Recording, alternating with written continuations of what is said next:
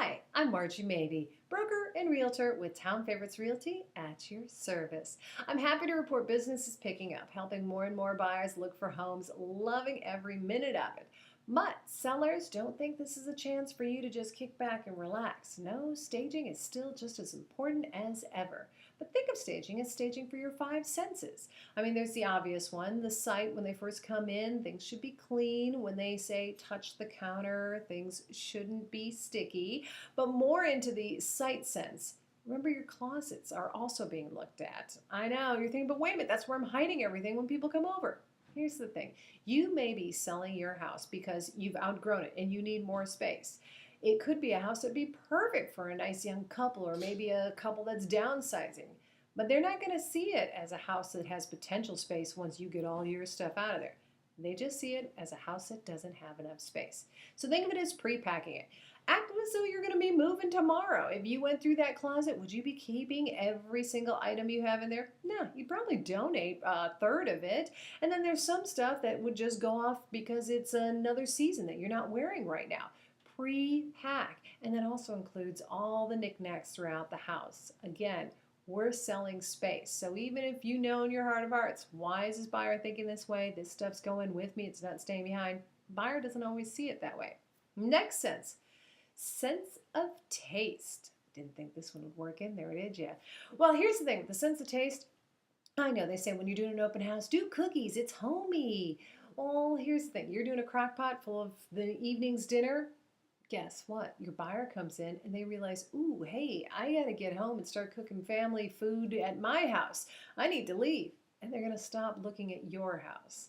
Also, they're going to be tempted to taste your food.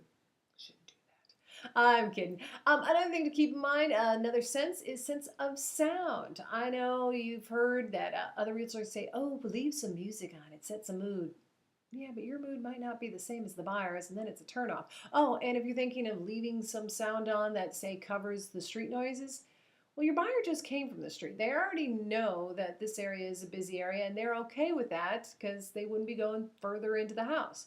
But when they start thinking, are you trying to cover up the street noises? What else are you trying to cover up? I know you're just trying to point out that, hey, the street noises aren't too bad if you have this fountain running. They don't always see it that way. So go ahead, let the house make its own sounds. And finally, the sense that's probably the most important, sense of smell. I'm an animal lover, but that doesn't mean that I want to buy a house that, well, already smells like a cat. Oh, great, let's move in with all our pets. We already smell too. Buyers won't do it either. You know you wouldn't do it either.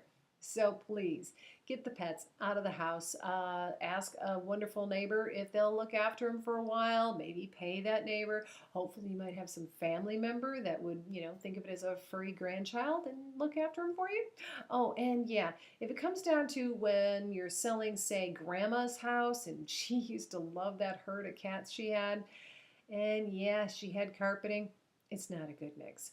Go ahead and rip out the carpeting. Now, I know you're thinking, wait a minute, though, I can't afford to put new flooring down.